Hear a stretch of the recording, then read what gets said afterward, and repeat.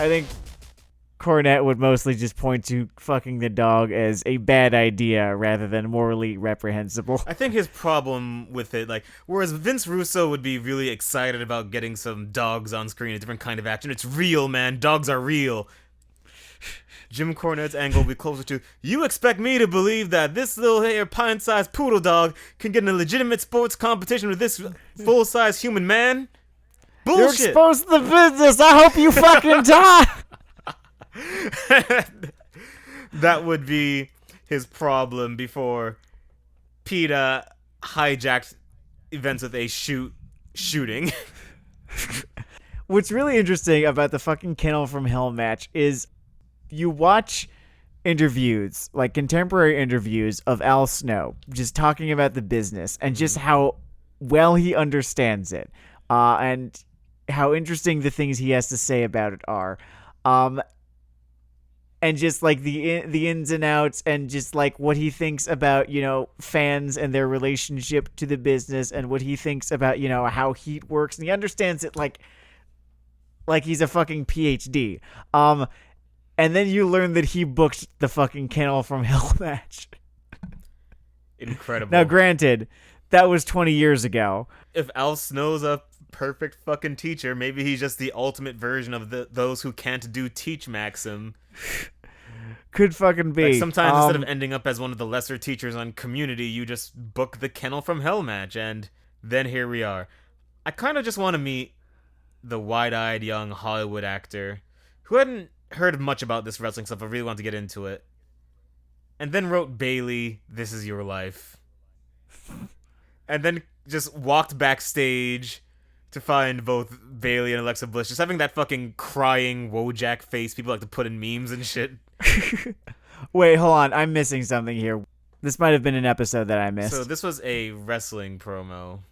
They did it twice. The second time was actually the problem. I think the first time was just some like whatever kind of thing eye roll, but the second time, if I'm not Alzheimer'sing out here, which is very possible, they had Alexa Bliss come out and summarize some made-up bullshit about Bayley's early life. Okay, whatever, in this slideshow presentation.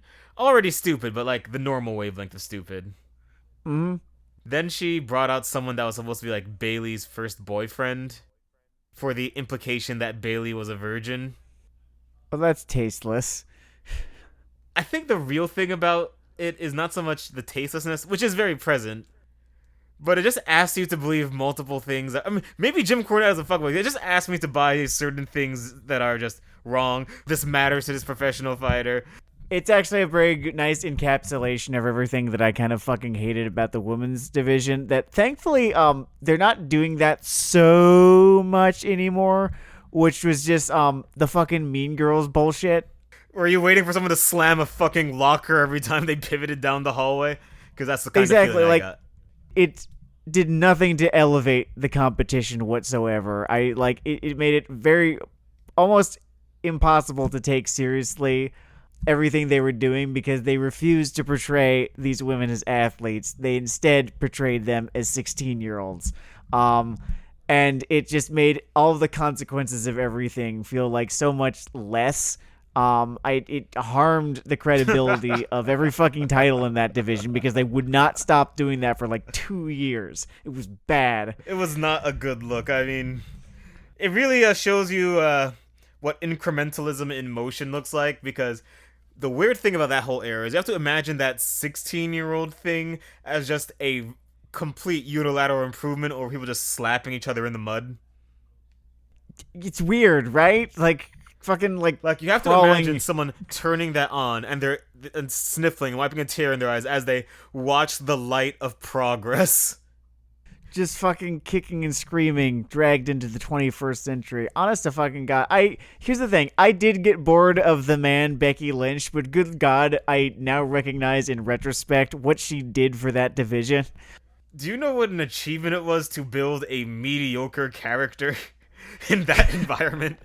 The fucking travails you had to go through to become a generic tough guy. That's fucking art. Good for her. I wonder how long people had to beg Vince McMahon, please, just like, I don't know, do like a fucking Stone Cold Angle or something. Please, we'll let you do literally the same thing again. No, listen. It's called the Burn Book, right?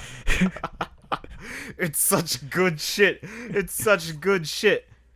And then what happens is that Regina publishes it. She hands it out. She tears all the pages out and she lets everyone see it, right? And then it causes chaos. It's like, well, it's good shit. What if we book the next Women's Royal Rumble like that? What if there was a Burn Book that we introduced? Lohan's a redhead. Becky's a redhead. You know what I'm saying? I'm pregnant. Screwed again! Oh. And that's my new fan continuity of that bullshit.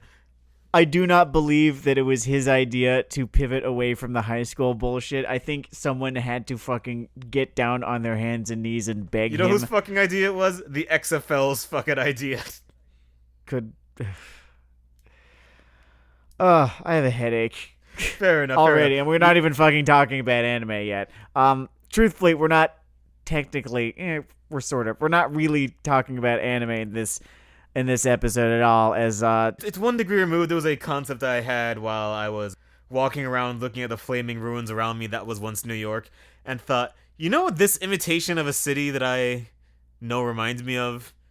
The fucking live action anime films I've seen come out of Japan and America, and I'm sure other places, but I've only seen the two formed in these two cinematic bubbles. Oh, we gotta find the Italian ones. Those are probably fascinating. Oh, I'm sure that is an entirely different breed of fucking magic. So we did 2 movies this time because, you know, spice of life. There are a lot of like live action J-drama series that are adapted from anime. I know there's a Kaguya-sama one that we... Oh, let's just name one that was halfway popular. There's a live action J-drama. Yeah. And I also remember from my the depths of my college irony watching days, which haven't really faded. I just don't have class interrupting it anymore. They'd had a whole live action Sailor Moon show called Pretty Guardian Sailor Moon, and boy, if you thought that shit felt silly when it was animated, it was doubly so. When you have someone saying those lines in motion.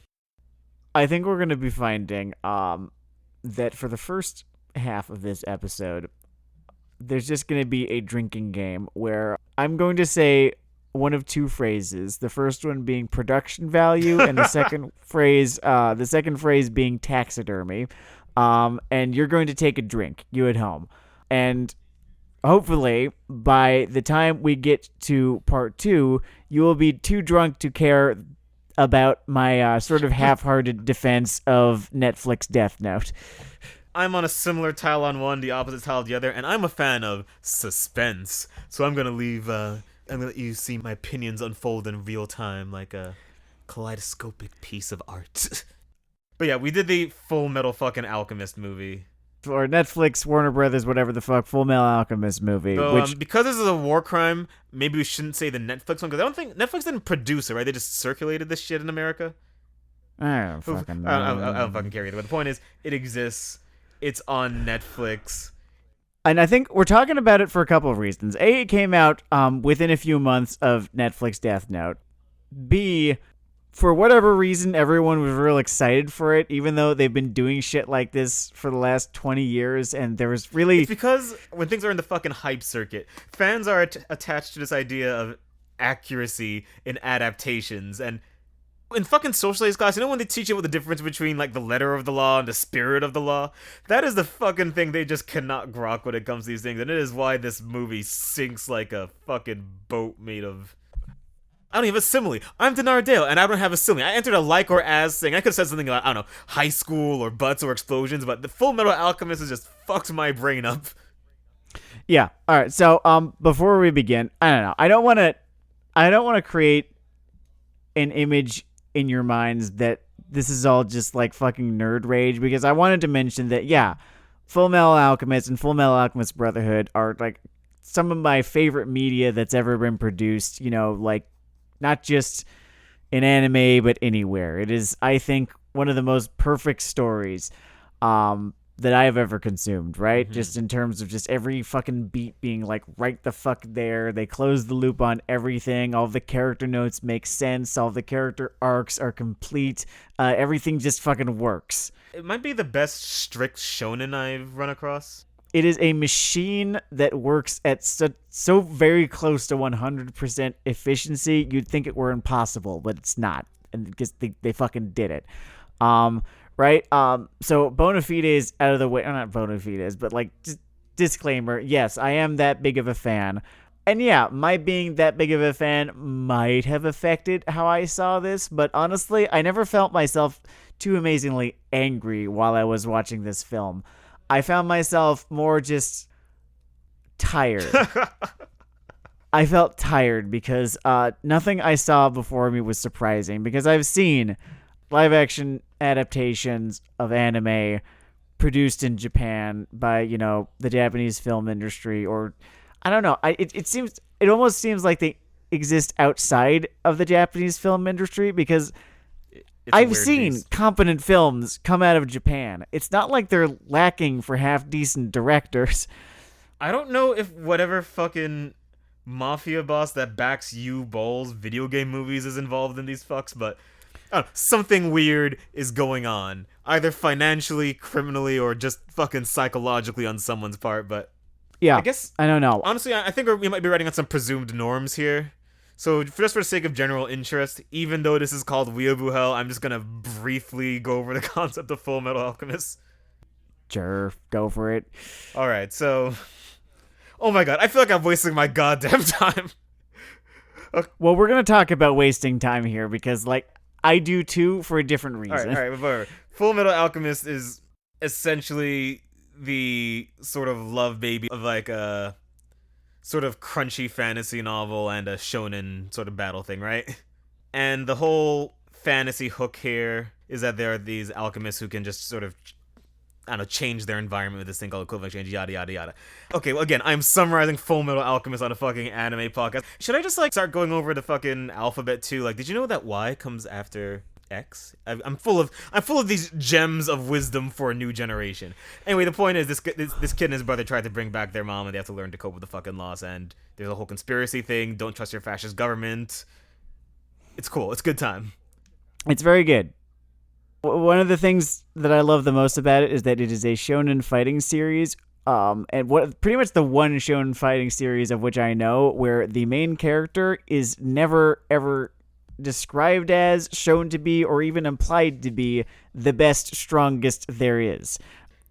He is outclassed basically everywhere he turns in that series by people who are more good at killing people than he is. He actually has a soft no-kill policy. He never ends anyone's life throughout the entire show, comic show, whatever. He, just describes, nope, I'm not killing anyone, whenever the option arises. It's never, hand-wrung or anything like that. He just doesn't. Yeah, the thing has an idealistic core, which I don't know, whether you agree or disagree with that as a sort of practical philosophical maxim, I'd tend to just ride with how well each series makes its argument for or against that kind of ish. It sort of rings true to itself, if that makes sense. What I liked about Ed Elric is the fact that he was just the kind of guy who he was just gonna find a better way. Because he always just seemed to recognize, he seemed to actually have some sort of disdain towards lethal violence, just thinking it's like, no, that's how an idiot would solve this problem. And then he would go and find a better way to solve the problem. And that was what I liked about him. He was smart. Because it did a good job of sort of playing with the rewards and downsides of that approach. Well, what I was getting at is the fact that he's not the strongest fighter ever, or he's not ever described to be the strongest fighter, nor is he shown to be the strongest fighter. He's just the smartest guy, and that's how he wins. So now, notice in the summary we're doing here, when we describe what Fullmetal Alchemist is, what I'm not giving you is a list of, like, names, panel shots, specific fucking actions, because that would sort of almost be missing the point of the thing in a way, right? Except now, once again, I was talking about this fucking spirit versus letter of the law. Now, out of all the adaptations of things I've seen, this movie, to not its credit, just is a thing, is maybe the most dedicated to just recreating specific images in the thing, with occasionally just like transcribed lines of they can literal manage. Dialogue, assembled by someone who had no idea what the fuck any of it meant or why. It's strange, almost to an uncanny valley, level, just watching all of these, iconic scenes, right, play out. Because this movie is less of a cohesive movie, right, that has a beginning, middle, and end, than it is just a highlight reel from like the first quarter, third or so of the Fullmetal Alchemist manga / anime, specifically. So if you haven't watched, then a trick shot montage in a while, I guess we've got you fucking covered. you could, I suppose. These moments, right? These iconic moments, capitalized, are strung together with a thin sort of, I guess you could call it, plot. There are events. There are like events that happen. There are words that are exchanged that sort of move one scene to another, without really that much care taken to sort of understand what made the original series work so well. Yeah. And I want to start with, do we want to start with this thing's look? Because that's pretty inescapable. The look right there is a major symptom, and I think that's as fine a place to start as any. When I talk literalism, right? Alphonse is this character who's like this animated suit of armor, whatever, long story. This movie, they have like this cheap CGI thing that has the exact shape of the thing and just looks like trash. I do not know why they chose to do it that way. Well, it has absolutely no physicality. Like, you're so aware of how fake it is that it has no weight within the space that it's inhabiting. And whenever it interacts with something that does actually exist, like he has a fight with Ed, halfway through the movie, and it is the most take you out of it bullshit that they could possibly have shown us, because for not a goddamn second do you believe that this, talking suit of armor is actually there, right? It's like, and it's its lack of motion. It's in that weird CGI uncanny valley where, I know how to describe it. It's, remember the last Airbender movie from around like a decade ago or so? Against my will, I do remember that film. Yeah. And how the actor playing Aang just always looked like he was in front of a green screen, even if he wasn't. Yeah.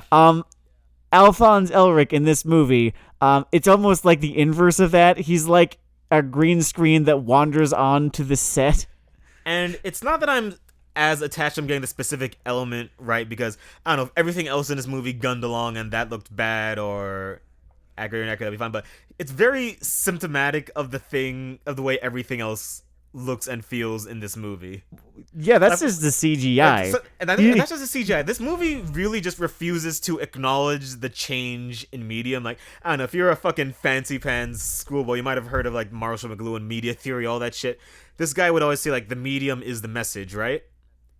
And it's part of the thing of an adaptation. There are things that work in one whole that don't work in the other, and when you try to adapt something, you need to make those changes. Like, example.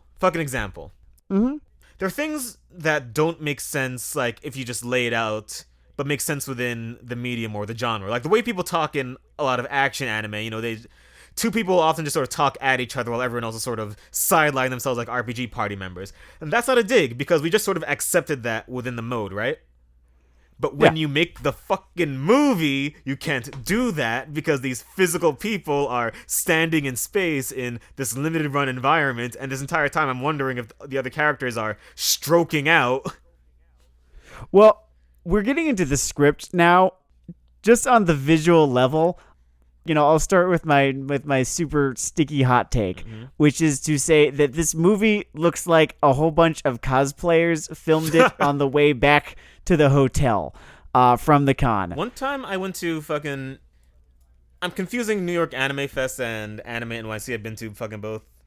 But I saw a short film, just some fucking bored-ass cosplayer. Maybe it was like a comedy troupe kind of thing I'd put together. And this bit of parody media, whatever, legitimately was easier to look at and better shot than most. Oh, I remember what you're talking about. Yeah, no, it was. Well, here's the thing. When these manga / anime adaptations are made in Japan, right? Great care, for whatever reason, is taken to transplant the exact look of the character design and production design of the series to this live action format, at least insofar as the costume design. But the problem is that when you have everything looking as close to the manga or anime as possible, there's no thought given to the breaks from reality that you can get away with in those mediums, but that you cannot get away with in film. For instance, there's this. Here's like a really great example. Alphonse's character design, right? In both the manga and this, awful adaptation, he has this little tabard that he kind of wears around his waist, right? And it's just drawn to be white in the anime / manga, right? So that's like fine, whatever. What you are getting from this, right? What you are decoding from this is that, okay, yeah, it's white or something. It's a piece of white fabric.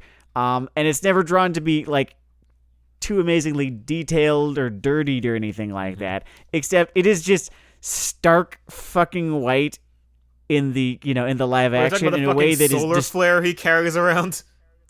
In a way that is disconcerting and unrealistic because, in a live action context, right, where things have, physicality and form to them, right? There's no way that this wouldn't have, I don't know, some fucking dirt on it. The same goes for we're not the arguing that this shouldn't be over the top. It can and should be, but like, I actually have an example of an area where they chose to like once again be fucking literal instead of taking advantage of like the space they're in a way that it bugged me particularly. I think this bugged me more than you. I think you were more bugged by how everything dragged because it's 2 hours and 15 minutes long for reasons that are beyond me as a fucking human being. I'll get to that because I have my own problems with this thing's runtime and what they did with that runtime. But this fucking scene now, so there is this whole thing that keeps happening throughout the series. I think it happens like fucking 12 times, so it's a big thing, but they enter basically the physical space or representation of it that God lives in, right? Yeah. I don't know, gamble amongst yourselves how literal it is or isn't in the fucking comic. But in the comic, it renders in this sort of cool way where it's basically this abstract outline of a kid that sometimes pops people's body parts on because people trade their body parts in for shit. There's a lot of shit we didn't summarize here.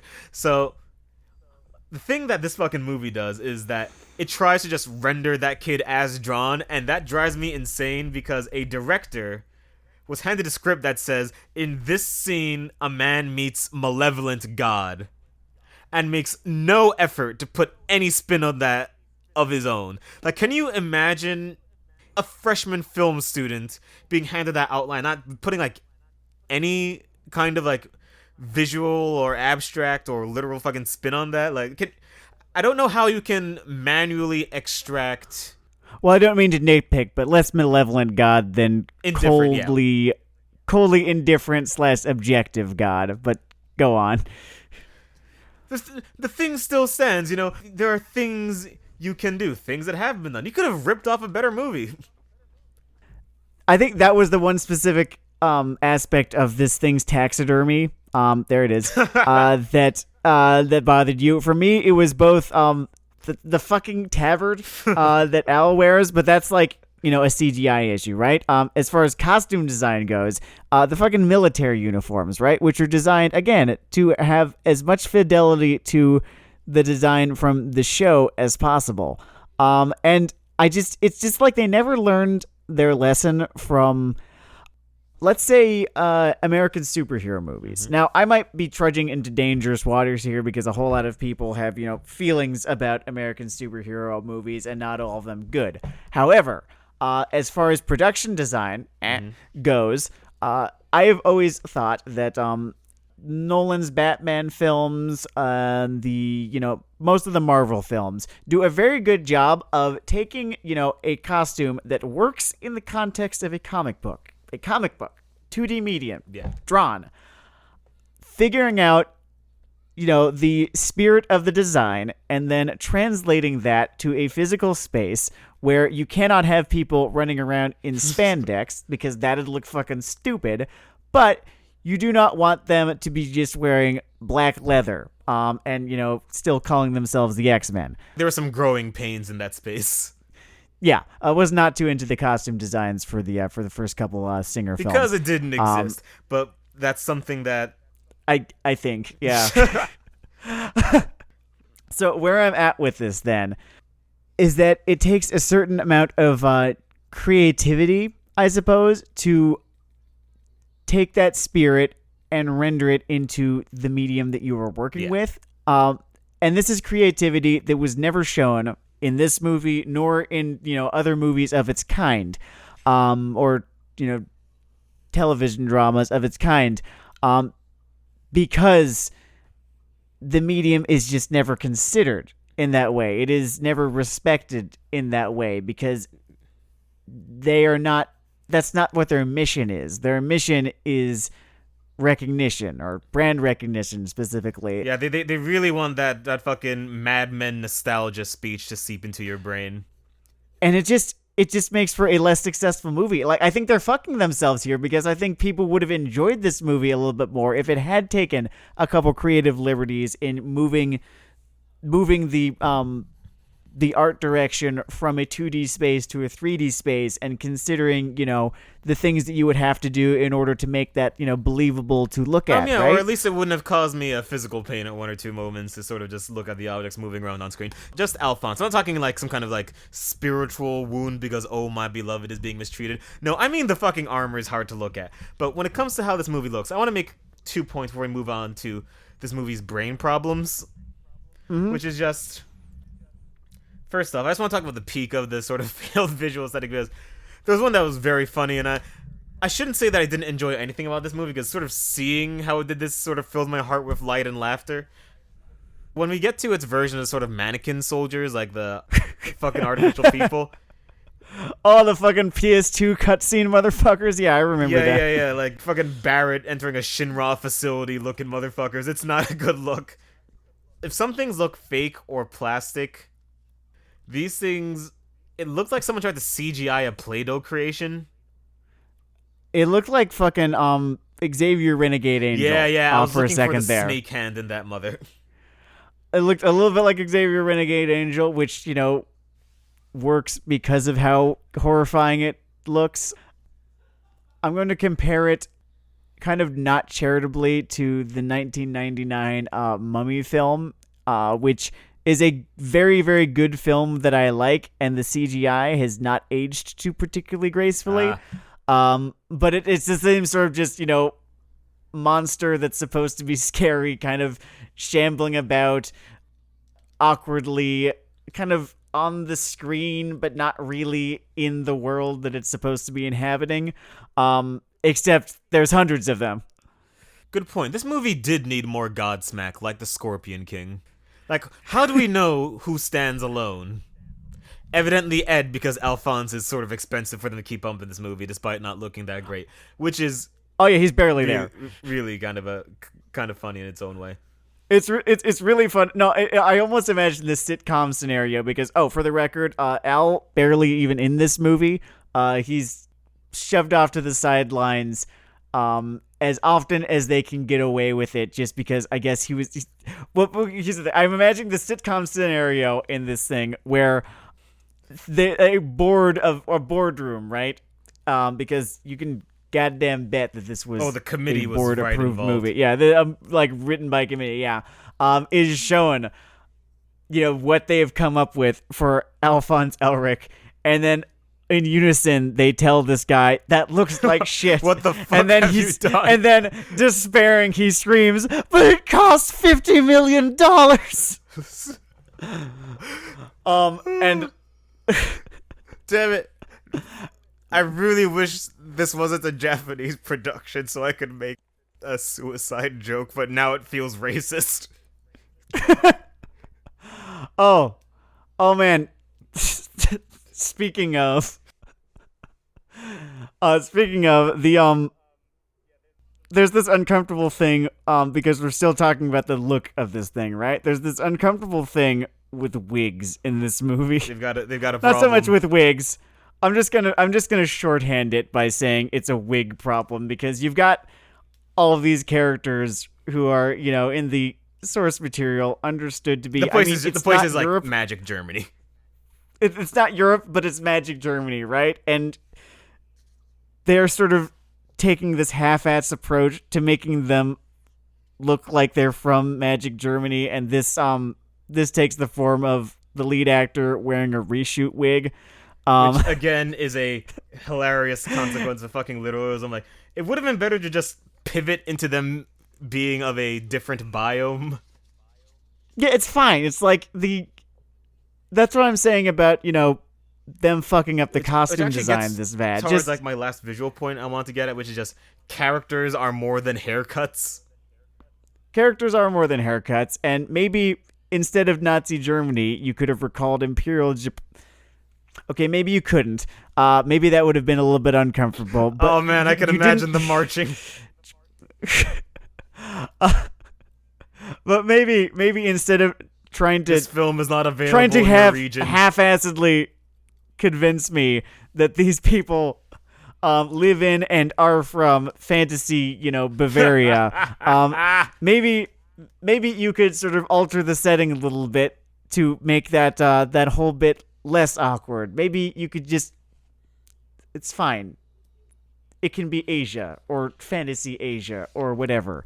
And you could, have the costume designs have nods to the, very European military looking designs that they have in the show is? But, speaking of things of a rightist persuasion, this is the fucking monkey's paw manifestation of just every fucking chud saying, man, I really wish they adapted this shit for real and then changed things around to fit the fucking, I don't know, feminazi monster of the week. And then here is just the most point for point mechanically walked through highlight reel of the original material, whereas simultaneously just missing every point. By the way, earlier when he was talking about this as a sort of highlight reel, you might think like, hey, wait, you like what happens in it. Why doesn't that work? Well, for one thing, once again, we're in a fucking movie. So when you try to cover all of the arc ground of half of a long-running series, you don't actually get into anything in an interesting way. Like, you just scout over, you just like bump over things. Like, I remember I was interested in the whole Shao Tucker plotline as I originally watched Reddit. I was interested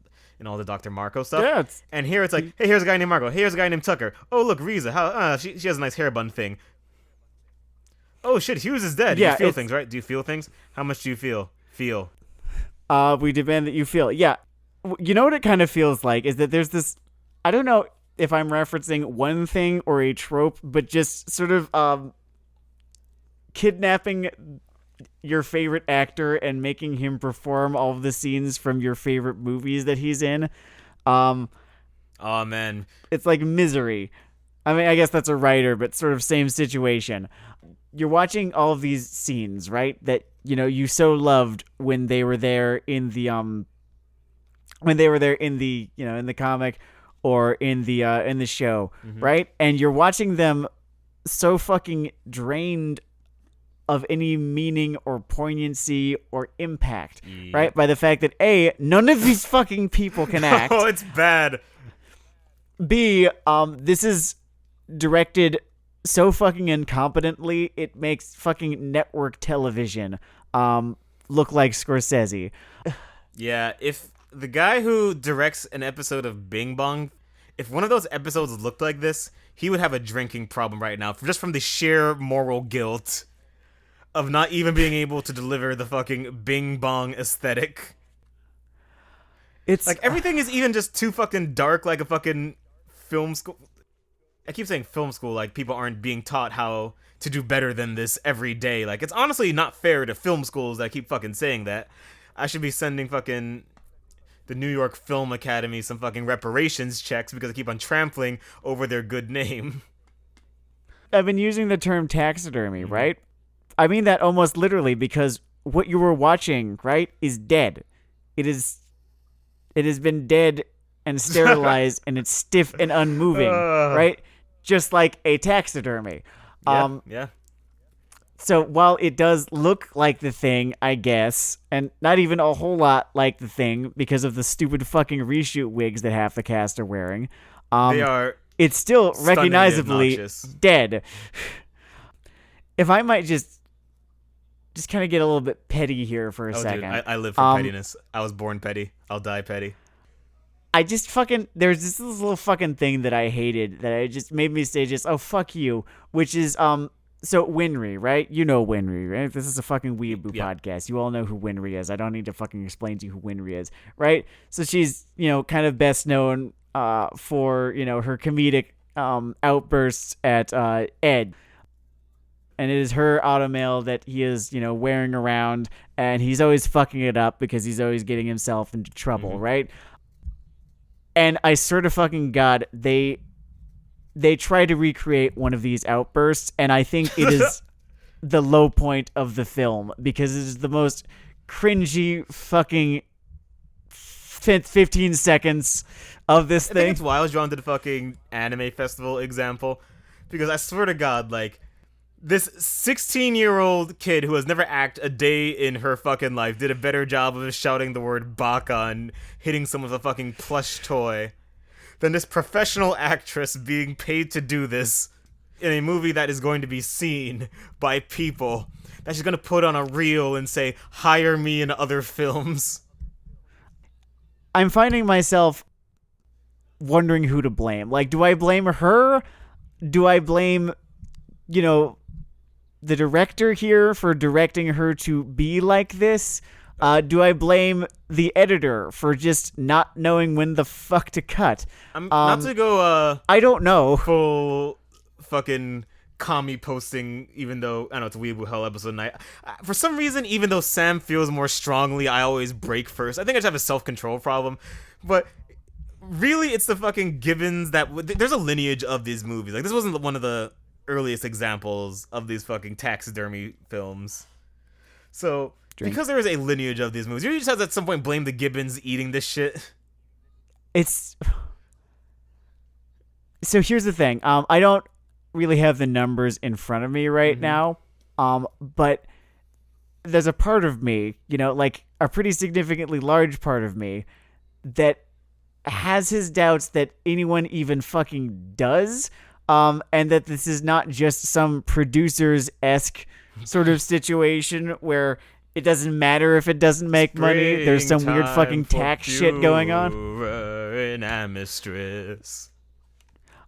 And then I start thinking about, like, if the Yakuza or the Nigerian mob are involved.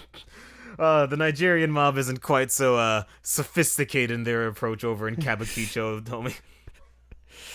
They're up to perhaps not baser pursuits. Oh, so one last petty note, just so that you understand just another layer of the problem with the sort of literalism in adaptation. I'm gonna talk about one thing I don't fucking like in the original Fullmetal Alchemist that makes it into this movie fully intact with new problems. You know what I don't like?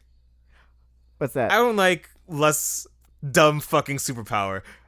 Death nails keep popping up in things. I think they're fucking dumb every time. And boy, if I thought they looked bad in a comic book or in an anime, in this movie, the extendo death nails look bad. Well, here's where I'm at with this.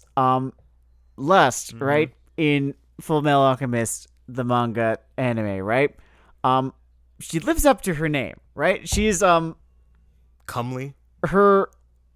No, it's that she has a whole bunch of implied sexual relationships with various different men, and that is sort of how she gets people in the right position that she need, like right where she fucking needs them, so that they can be used and done away with, right? Here, she and the other homunculi just kind of show up so that they can be there. Like, hi, it's us, the homunculi. You might remember me from such series as Fullmetal Alchemist and Fullmetal Alchemist Brotherhood. Featuring Dante right? from Devil And you're May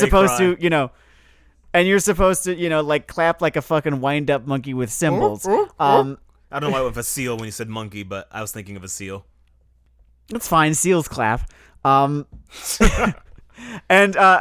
she just wanders on this thing, devoid of motivation or malice, really, because that's what I kind of liked about Lust in in the source material, is that she's just this intensely fucking hateful being. Yeah. Like, there's nothing redeemable at all about her. She's just the fucking worst, most evil thing.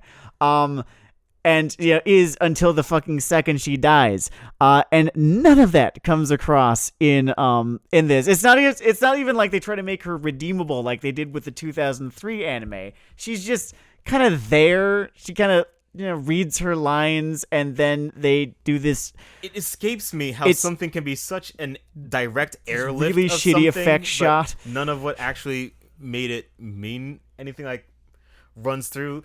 Honestly, we're talking about the side characters when the main dude has a lot of like punky appeal to him in the core material, and somehow none of that translates. None. Well, I think I knew that we were in for a rough go of it really early on in the film when there's this kind of cold open, after a drawn out origin sequence. Actually, that's when I knew.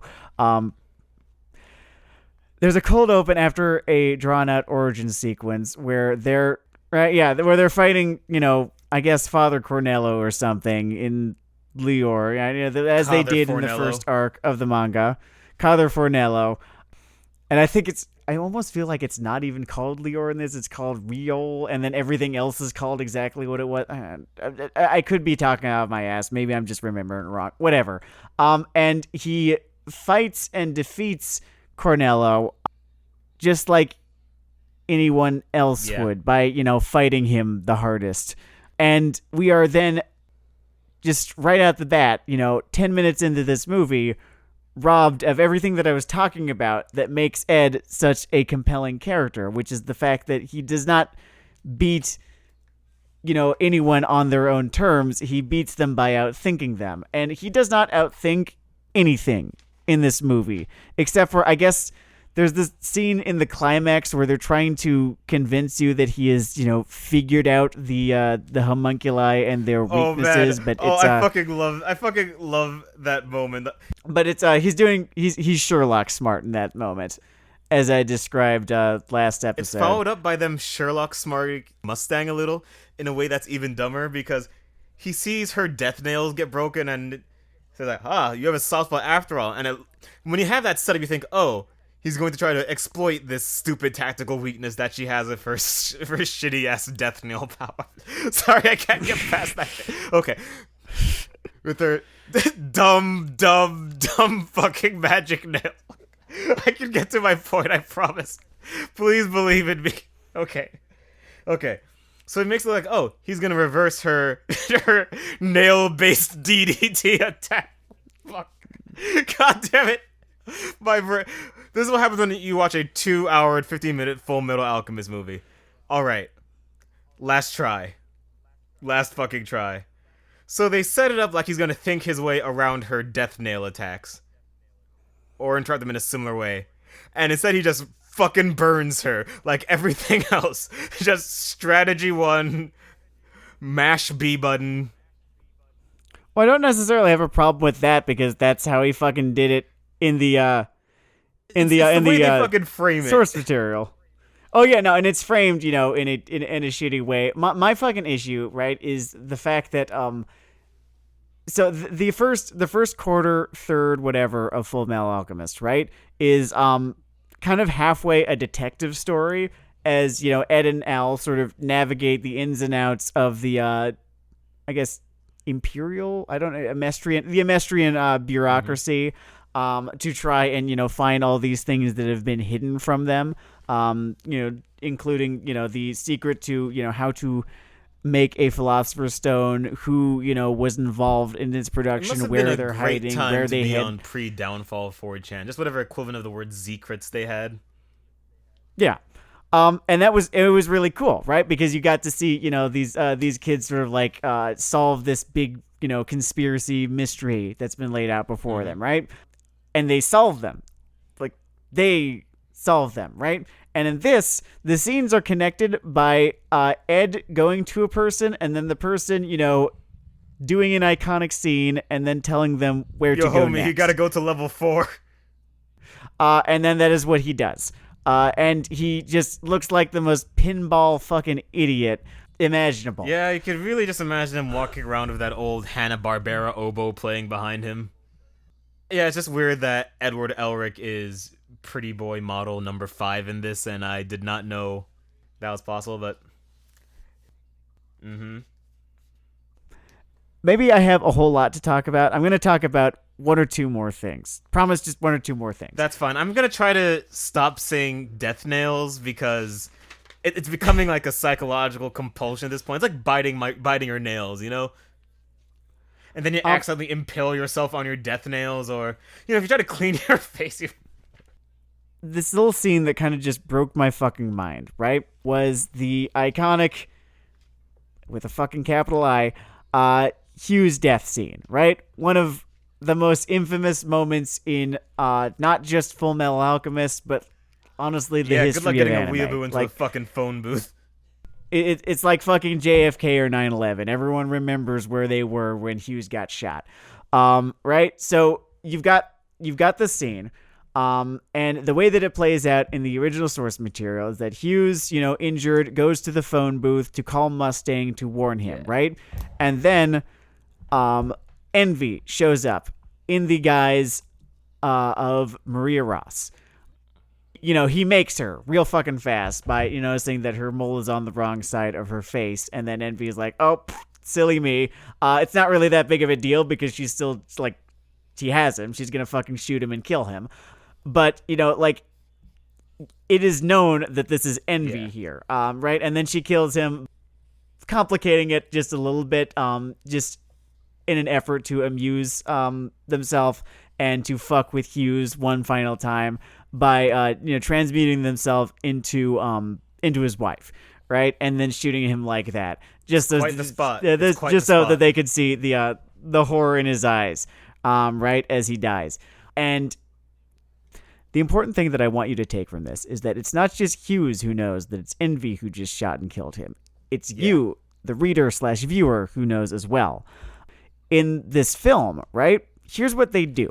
Oh, it's very artful. Here's what they fucking do, is that they do this scene. They do the scene where, Lust attacks him and injures him, impales him through the shoulder, and then he, he hobbles out into the phone booth to call Roy. He escapes the death nails. You said you were going to stop. You can't make me. He gets to the phone booth to call Roy, except surprise, there's Roy with a gun, and he fires, right? And that is all you're shown, right? That is all you're told. So, here's the thing. You've got this movie, right? This movie that is vapid fan service, that is hewing so, not just uncomfortably, but suffocatingly close to the source material in all things. I mean, changing things around sometimes to get it to fit in a 2-hour format, but we'll get to that. Hewing so taxidermically close to the source material in all things because it knows that you've seen this. It knows that you know everything that is going to happen, right? Because you've seen it happen before. And then they try to build a fucking twist into it?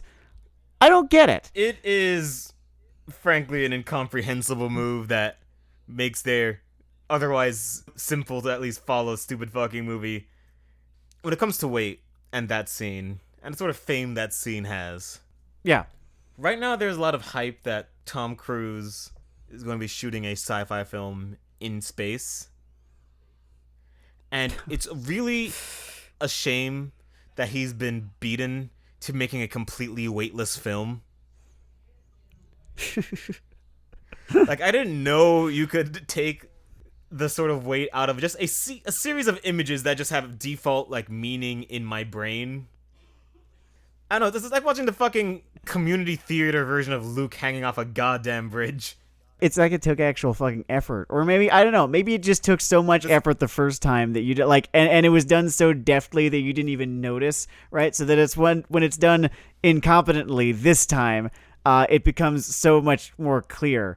Although, I'm just sort of thinking about, I don't know, I've been rewatching Anohana, right? And, it's just fucking so easy, right? At the drop of a fucking, piece of music in that fucking show, just how quickly it gets the fucking waterworks going on me.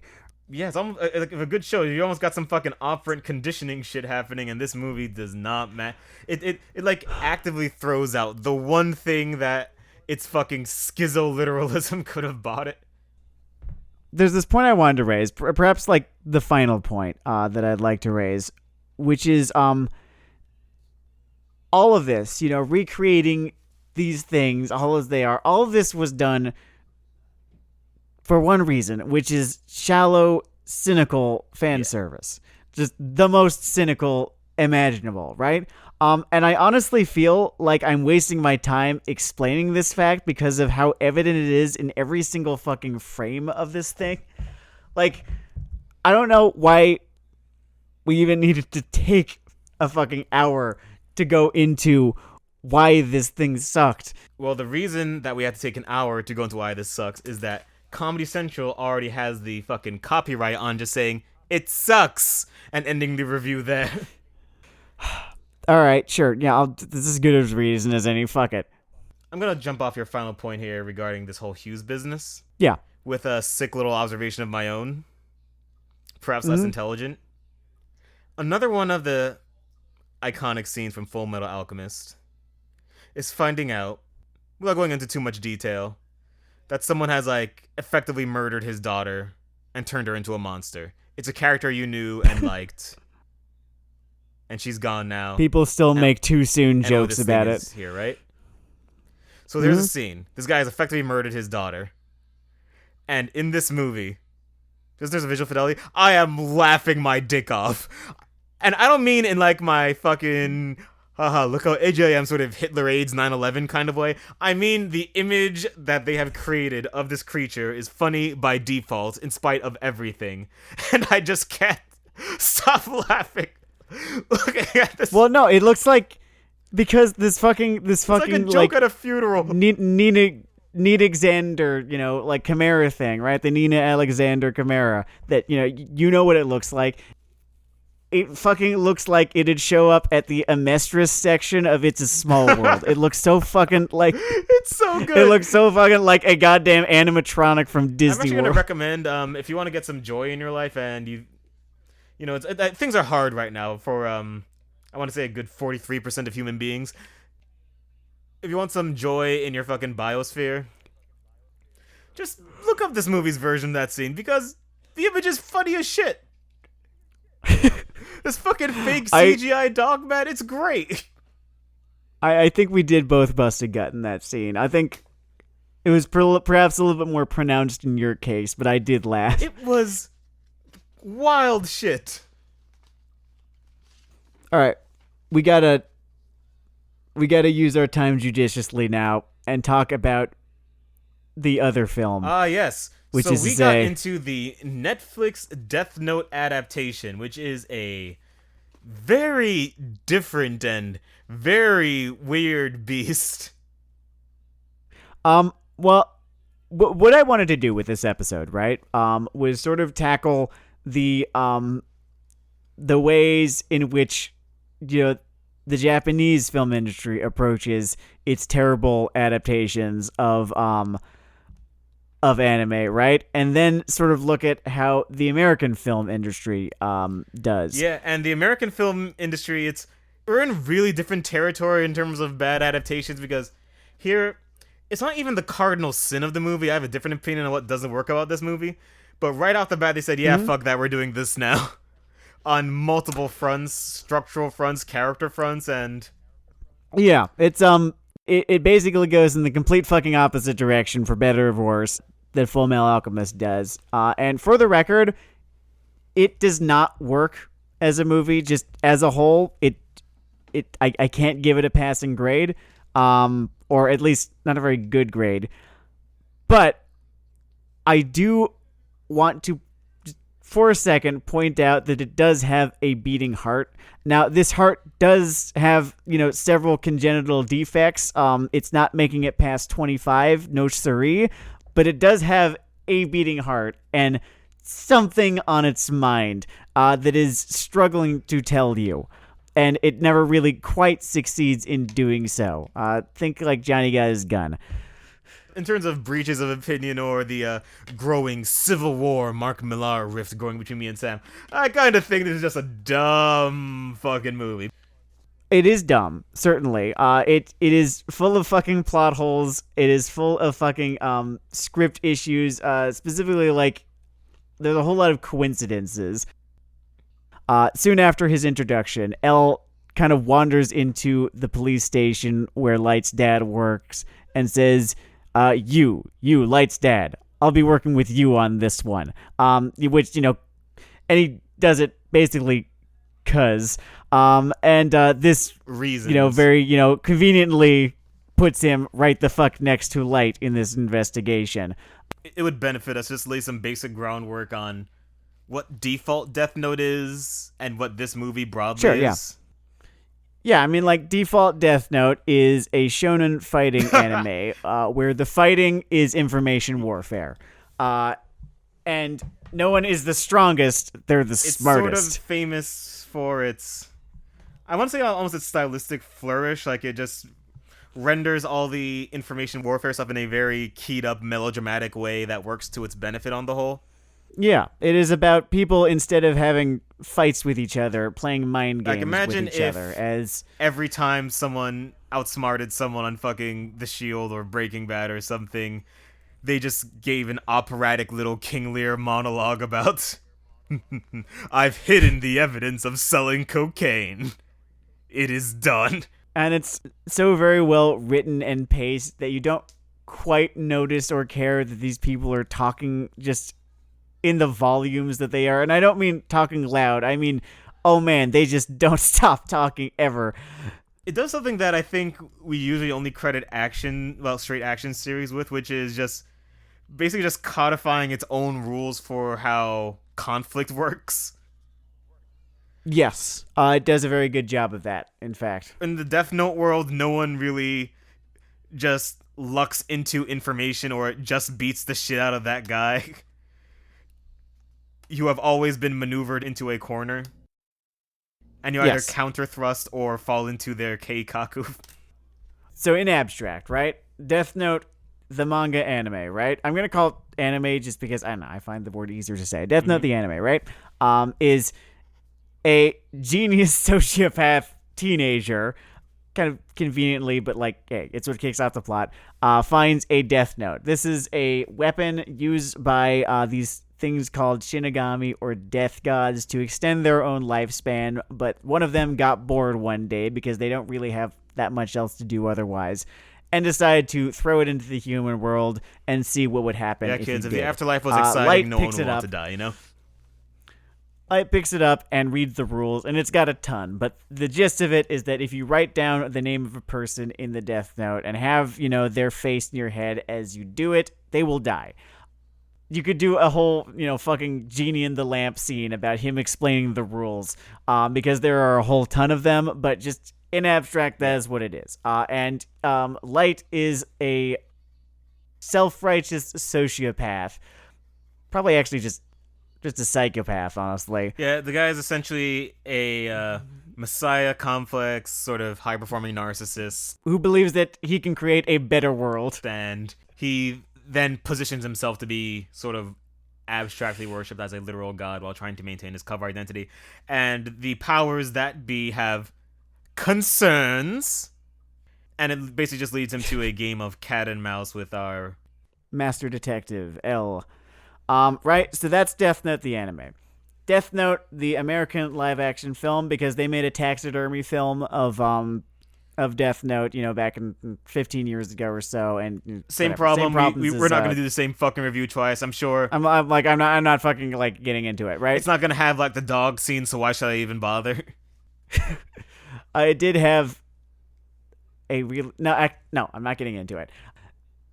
This, right?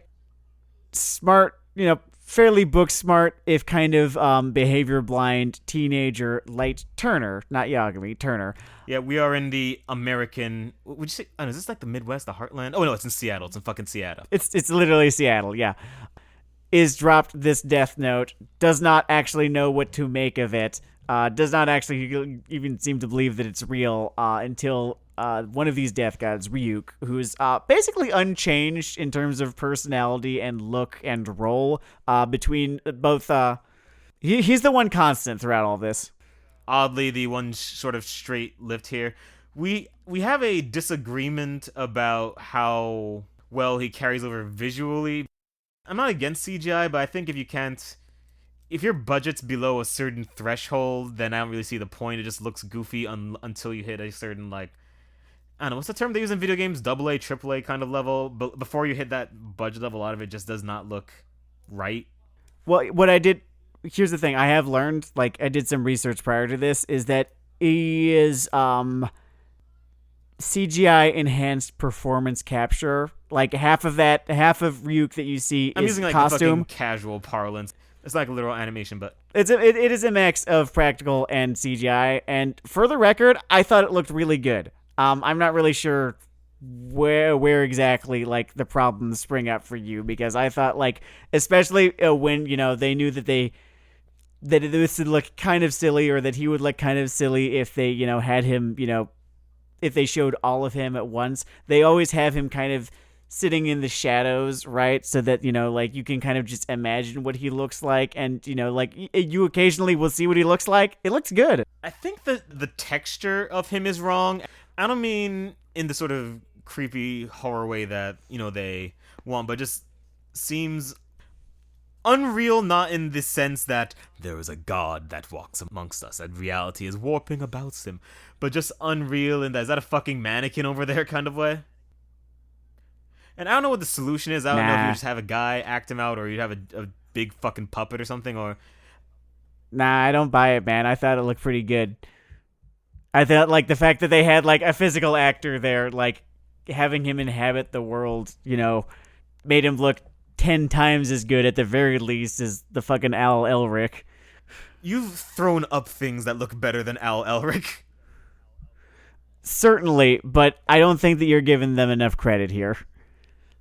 I thought, like, I don't know, I thought their use of light and shadow with him, their use of the performance capture, especially the voice acting that Willem Dafoe lent to him, which, perfect. It was a perfect fucking performance. I'm more than willing to admit that motion capture is difficult.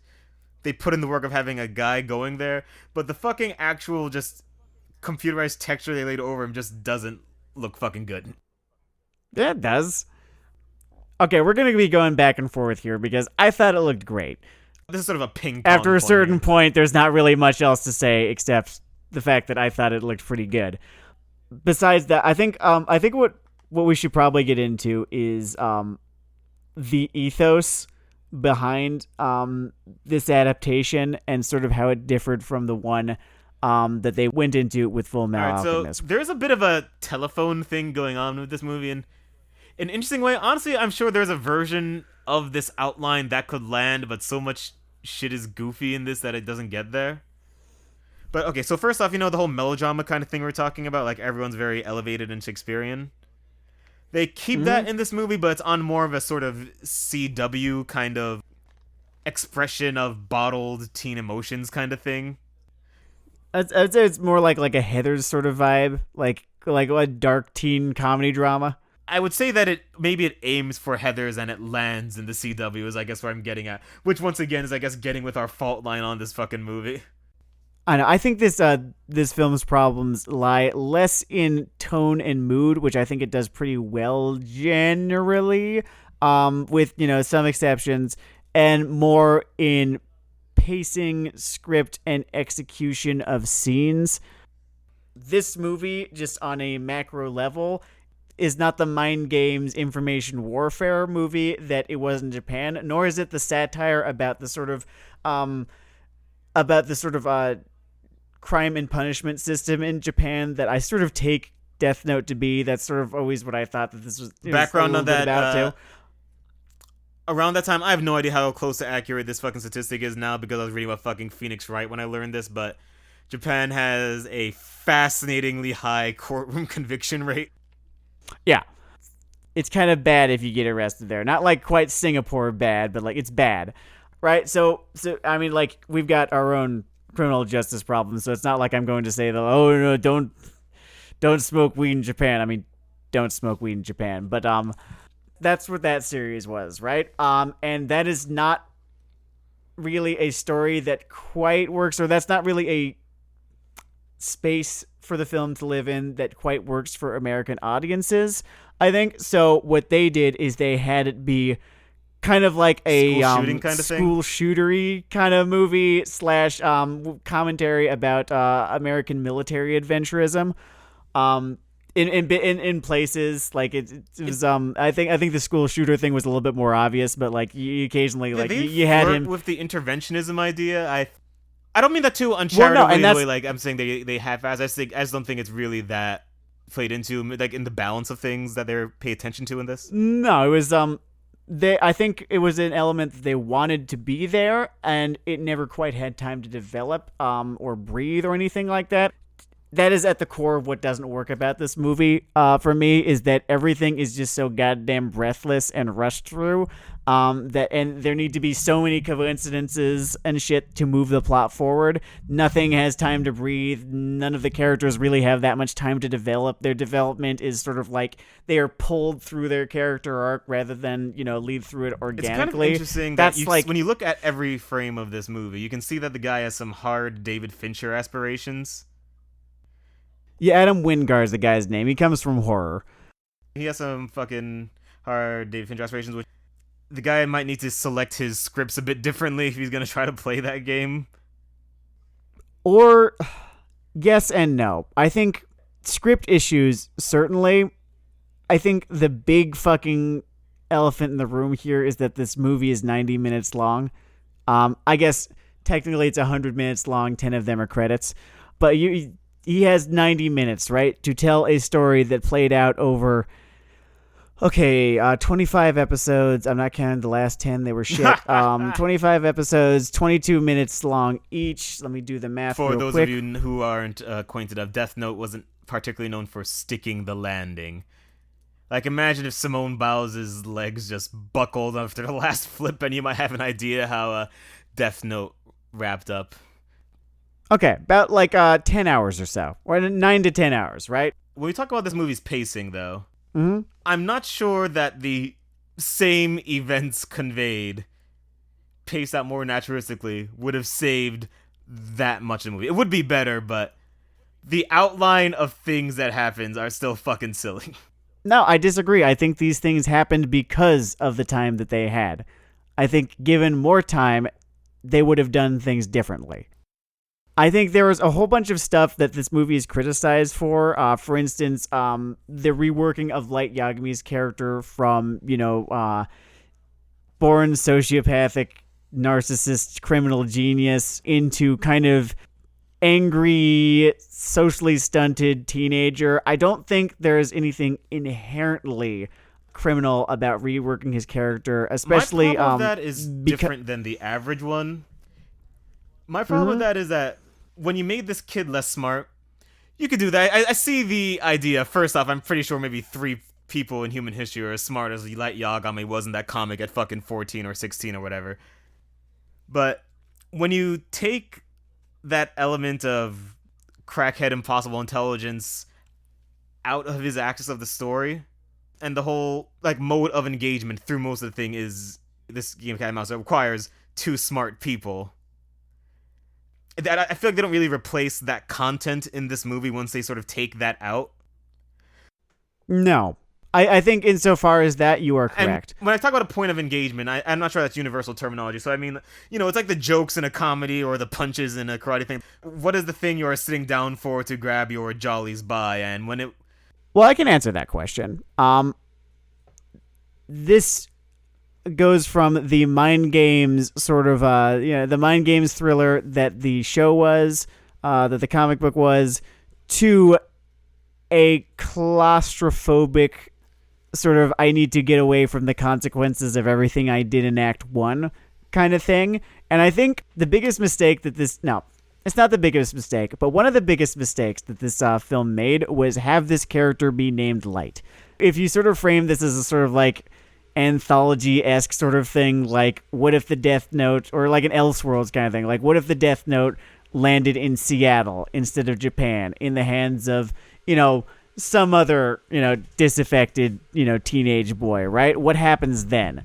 Then I think the events that play out become just a little bit easier to swallow, and you can sort of like accept that these characters are sort of like evocations of the characters from the original whose roles they are kind of fulfilling but differently, if they are not actually, supposed to be the characters themselves, the way that Misa, right? I think I'm sympathetic to the idea that people got too wrapped up in this is not my beautiful house, these are not my beautiful children when it came to the characters and sort of narrative thrust of this thing, because it really does go for its own thing. I think if you're going to watch this, you're going to have to try to accept that just sort of the idea, like just the base premise, just filtered through a different lens, different setting, different creative purpose, all that.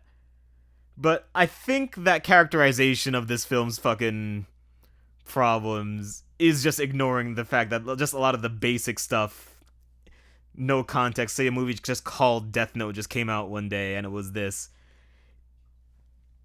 is and feels very silly. Like, take the sprinkling of the horror kills throughout this thing, right?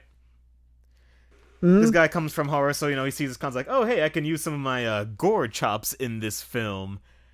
And I guess just the Gorn. Is Gorn still a word on the internet? Whatever.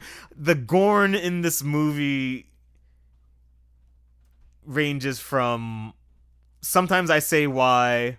Actually, no, I get why they did it. I get the point of engagement. I've watched every fucking Saw movie, but it never looks great. It feels kind of arbitrary where it is, and it's really weird to see it done this haphazardly from someone from a pure horror background. I hate to appeal to majority there, Chief, but apparently you're in the minority in thinking this. Well, I'll plant my feet by the fucking tree of freedom. If there are people that think the head exploding in this movie looks good, I applaud your ability to walk into 40% of other horror movies ever made and feel your eyes widen with light at the divine revelation of what this mode of violence can be. I'm sorry, there are people who absolutely fucking hated this thing and found it to be a violation of a thing that they loved, who still thought that the fun Rube Goldberg deaths from it were kind of fun. Well, that's them, and my name's I'm among Denard. them. It's a weird name. It's not that common. Well, howdy, I'm Sam, and I loved them. Oh man, I thought that they were silly fun and kind of, again, very Heathers-esque. In a way that I thought worked. And the whole, like, did like that guy's head flying off look just a little bit, like it was made of, whatever the fucking rubber, plastic, whatever that they make these prop things out of? Oh, yeah, certainly. But, like, in kind of latex? Yeah, thank you. That was Morgan just now. Working with an assistant in the ring here? Is she fucking Maris? What kind of bullshit is this? She gonna hand you the brass knucks?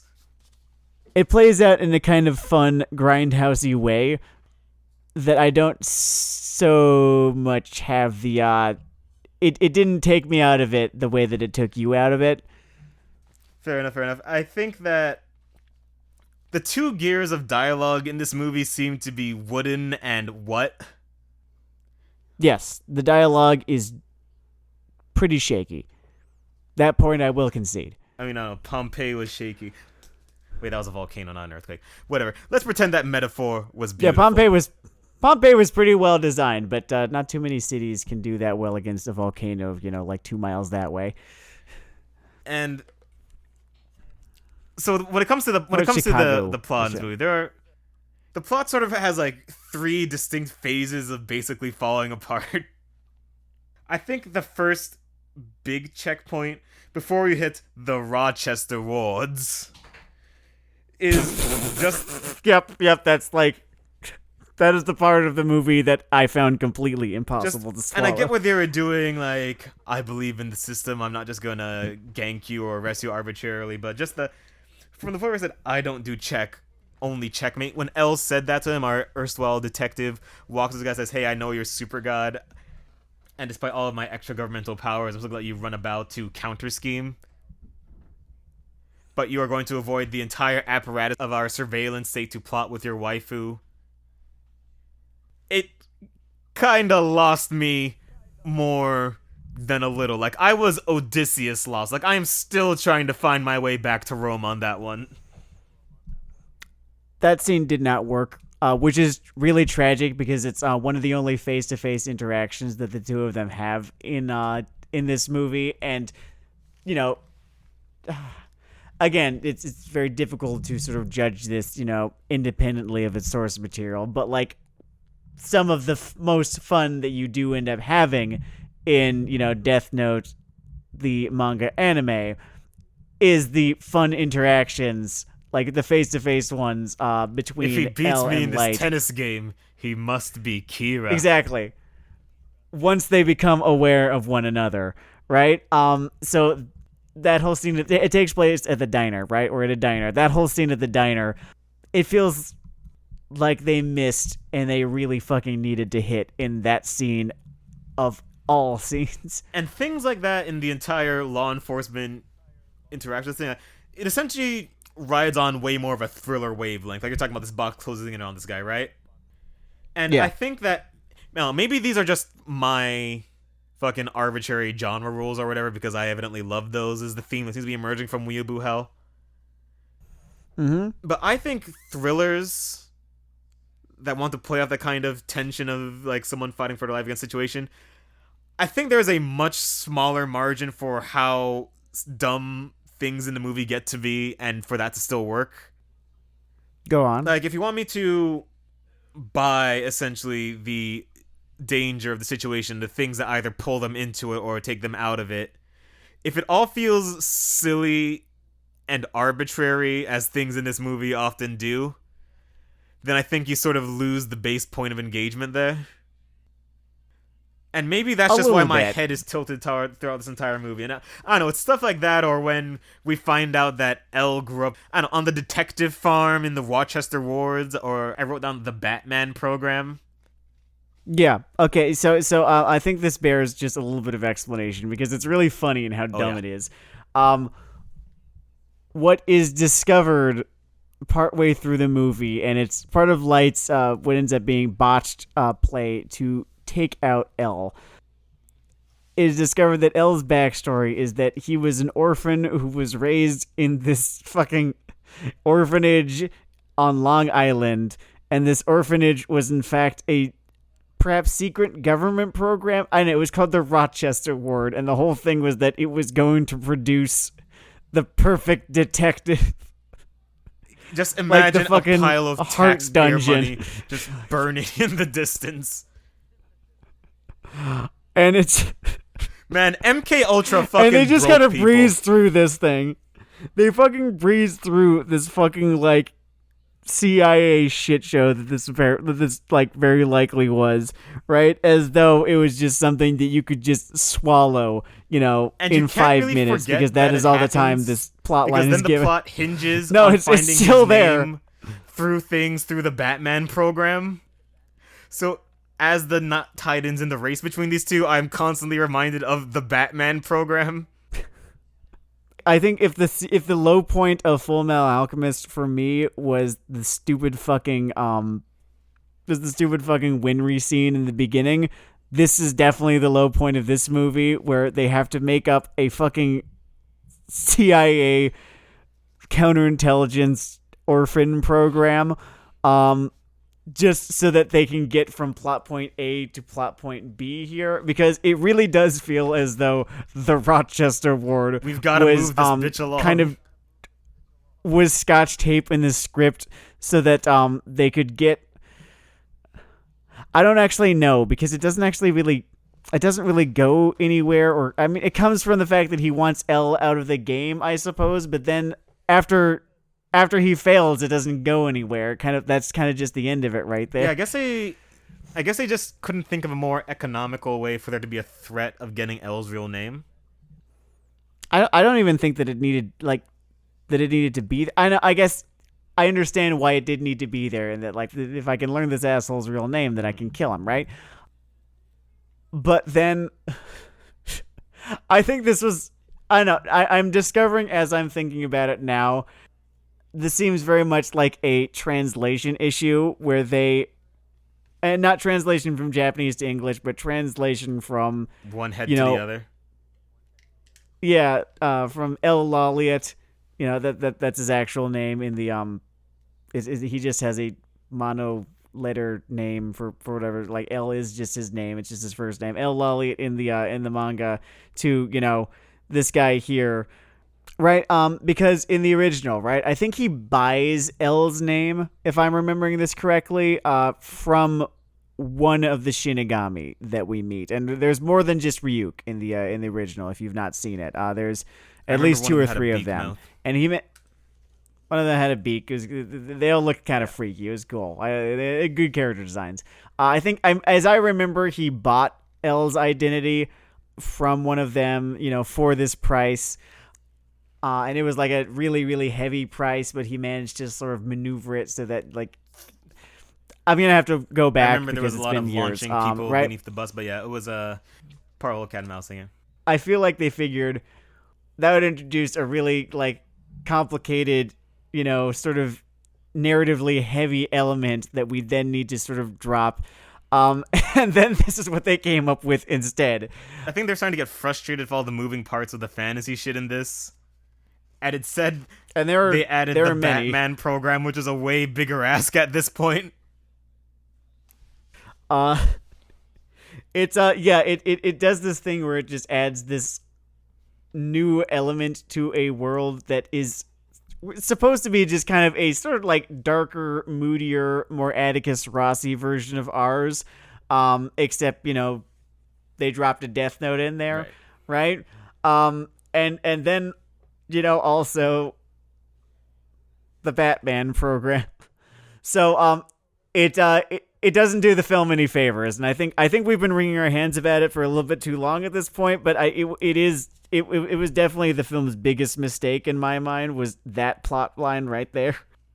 So something I wanted to talk about, by the way, especially since we have like this sort of fault line on this flick, is Yeah, was her name originally Misa or Mika? Misa.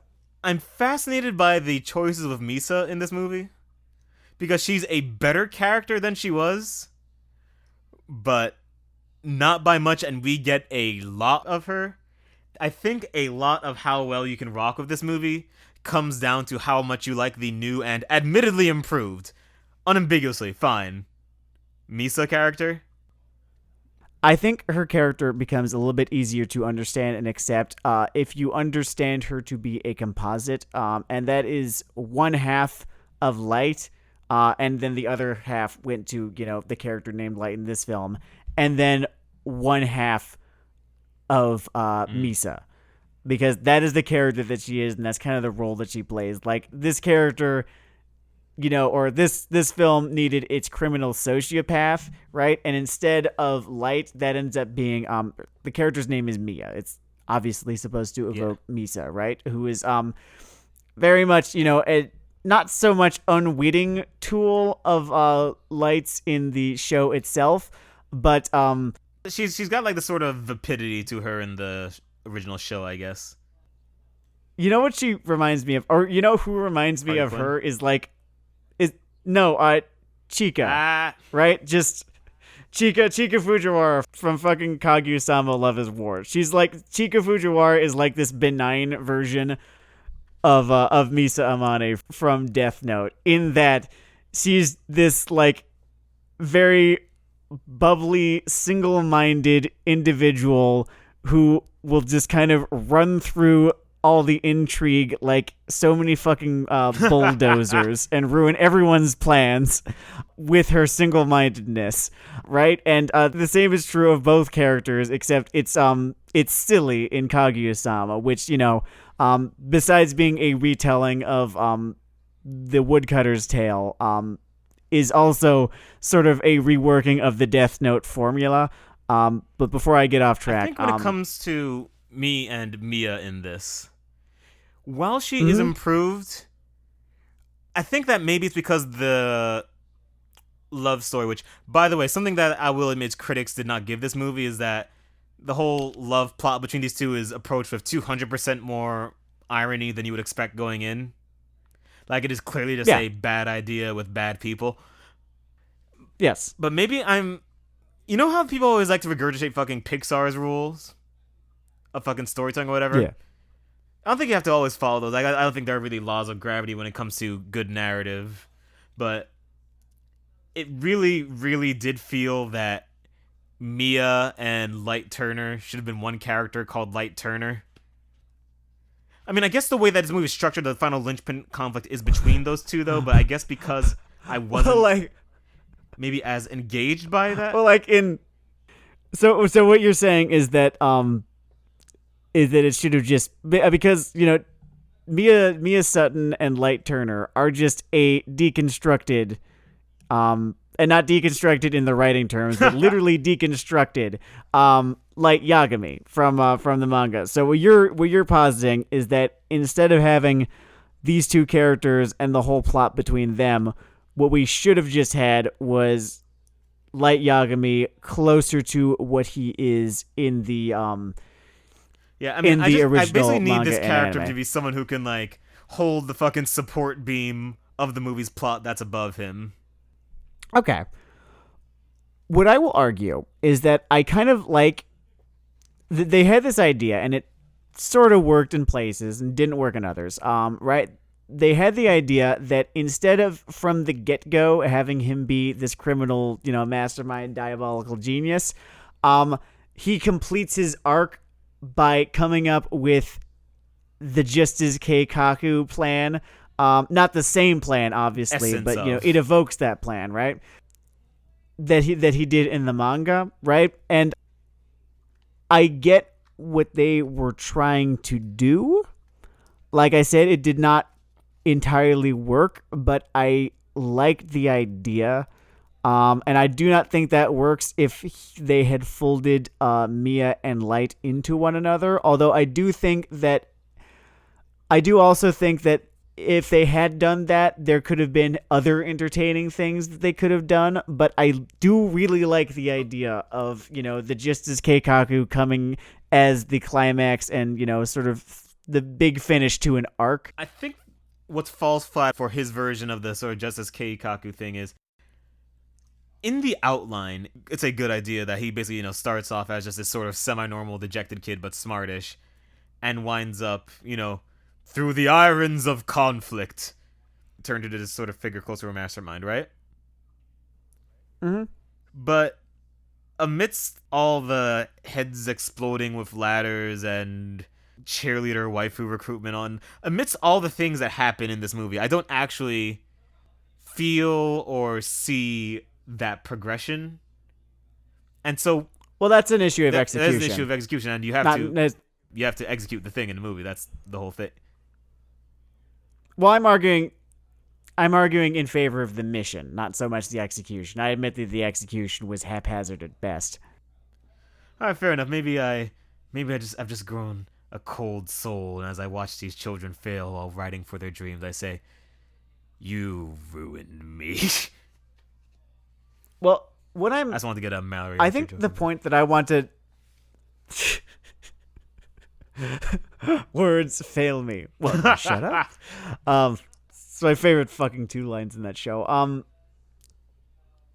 What I have sort of been wanting to get to through all of this, and I think the Fullmetal Alchemist movie suffers from this problem too, although there was just a whole lot of there was not a single fucking good idea in that thing's conception, the way that there were good ideas in this thing's conception, and then they just were not able to follow through on them.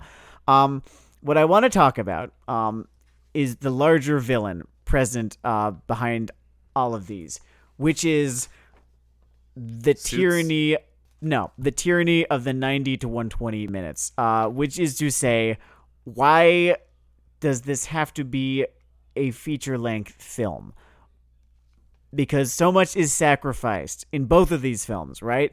In trying to get this to work in the runtime that they are given, that you are kind of forced to reckon with the idea that maybe it shouldn't be this length. Maybe that it was a mistake to sort of have this number that you're working with to begin with. Maybe this works far better as a a cable TV show, right? Your 8 episode or your 6-episode seasons, right? This thing, Death Note, right? The anime, about 9 hours long. That's a season of television right there. That is, like a season of Game of Thrones. So I agree and disagree with this idea, which sounds wishy-washy as fuck, but I promise I'm not gonna Joe Biden this shit. So, on FMA, Fullmetal Alchemist, right? I think that's a really salient point because the two genres that pulls from are like epic fantasy, or just fantasy, and shonen, aka the most drawn-out, long-form fucking formats, short of cracking open War and Peace. Yeah. So I get that. They're trying to condense the fucking French Revolution there. Death Note, you can make that lean thriller. I do think you can just make that movie. Like, not the whole thing, and this didn't even try to do the whole thing. In fact, I think one of the saner choices this movie made, other than giving Elle a sweet gun because I was amused by that, but... The L gun. I forgot about the L gun. We almost didn't mention the L gun. Yes, yeah, he has an L gun. He tries to drive angrily. It's fucking fascinating to watch. But I think this continued it to just his original comic with L and not his sequel children. Oh yeah, Nier. Fuck that. And it basically skipped a lot of the Mook police characters, which is also probably just a good choice for a film just sort of breezing along. Well, there was no Matsuda, yeah. I think you can make that thriller. Like, Death Note has a lot of sequences that are essentially sort of back and forth in the intellectual and literal tennis games, and that's not bad. That's great long-form content, but a lot of that can just go to make the thriller adaptation, I think. Well, I'm not going to tell you or try to convince you, because I don't even believe it, that this is the best Death Note movie that they could have made with the 90 minutes that they were given. But I do think that even if there's a better version of this movie at 90 minutes or at 120 minutes, I think the version at 9 hours over 9 episodes is better than both of those things. And I think that is the format that it probably deserves. So if you are an erstwhile aspiring network executive, come see our network pitch for Death Note, the series. We've changed all the characters' names, and it's copyright free, baby. You can make some money. We can make some money. Let's make some fucking money. It's on a cell phone now. It's just a cursed notepad app. Seriously, man, I'll fucking do it. I write in advertising. I have no ethical standards. Creative ones, but not ethical ones. Alright, so because I've been shitting on this one the whole time, and it's not like an atomic turd, it's like a fucking D+ or some shit. What I will say, Willem Dafoe in this, just great throughout. He voices Ryuk, he does the... There is a character archetype that can be very grating and painful that is done well. The original Ryuk is done well. Honestly, with him here, the guy just has enough charm. I don't even know if the lines are there, but he just carries the essence well. Do you remember HK-47 from fucking Knights of the Old Republic? How the fuck could I forget HK-47? Just the original, I don't care if you meatbags live or die. it captures that wavelength there. That's amusing. Bang. I like when he grows a philosophy in KOTOR 2, and it's like he's the same character, sort of, except now he sort of can back it up. The actor playing L is just good. He's good at that. Oh, Lakeith Stanfield. Yeah, like he's a fantastic, kind of slightly newer actor. I think he's definitely on the rise right now. I mean, after Sorry to Bother You, like, yeah, he's big news now, and I'm glad that this could be like a fun early venture for him. Given how hammy a lot of other things in this movie are, and he's also play a very elevated character in a thriller whose entire character summary has many ticks, that he doesn't jump over the line where it becomes dumb or annoying. So, I don't know, good acting, boy. Yeah, I think as good as he is, I think the scenes that he is in are often or actually not necessarily the individual scenes, but if you string together the scenes, he doesn't come off as consequential ultimately. Well, I think he does, but I don't know. I'm gonna need more time to think about this because I was a little bit frustrated with L and his arc, and sort of how that was paced out. I would think I was more frustrated with it than I was with Lights. Um, so take make of that what you will. Um, and it's interesting because I think that Lakeith Stanfield gave the stronger performance of the two of them. I actually think that's not even Light in question. is a little He definitely did. Just their performance quality was.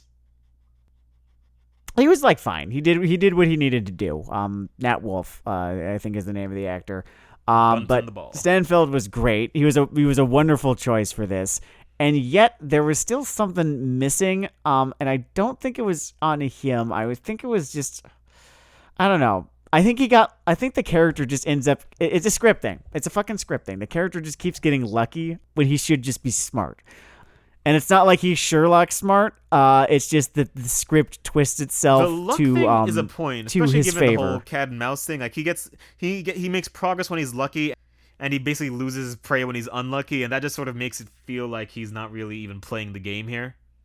Yeah. Which is a shame because everything else is there. Like, it's sort of like one of those things where this movie doesn't kind of hold up to scrutiny because you do believe that he is that smart, right? Because of this performance. And then, when you look at the script, you're like, wait a second. And I think, again, that's just something that needed time in order to be solved. To do the thing of the throwing stars at the Rochester Awards, like, does he have like L-shaped throwing stars? That fucking I guess thing. he doesn't because he has a gun. He has the L gun. Just go and all R. Kelly in South Park with that shit. Oh man. I have to say though, the second time I've seen this fucking movie, right? Mm-hmm. After the taxidermy experience, I do appreciate that they definitely tried something. I don't think they had an idea. Let's just say laudable, but laudable? No, I think the attempt was laudable. I don't think the results were. But this wasn't like Martian community theater recreating images with technical accuracy and no artistry. So that's nice, I guess. Here's my thesis. My thesis on these two films is that Fullmetal Alchemist was a thing that Death Note absolutely fucking was not, and that is cynical. And as I've said before, lazy cynicism is one of the biggest fucking turnoffs for me. For anime and other things, right? Feet. And I'm just not into them or anything else. So the lazy cynicism present in Netflix Fullmetal Alchemist, that is not present in Netflix Death Note. Like, Netflix Death Note has all sorts of fucking problems, but a lack of vision, even if this vision did not end up being fully realized, is not one of them. Ah, fuck, we should have talked about Edge of Tomorrow. That would have been, I don't know, that might have been a bridge too far. This episode's already That's really a good point. fucking long. Edge of Tomorrow was a good adaptation of some weeaboo bullshit. Bang, killed it. Yeah, it was. Very good. They did it correctly. Okay, I think it's this has been Weeaboo Hell, and it's go Weeaboo outside, Hell. dude. Oh my god, I have to edit this. Oh my god. My life is over.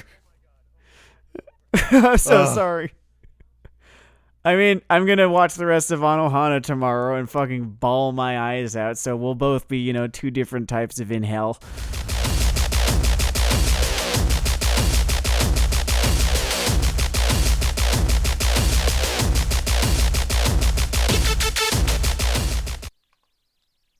Hey people, whether you think this is the best episode, worst, or simply the most recent, the sun's up now. When I started editing, it wasn't.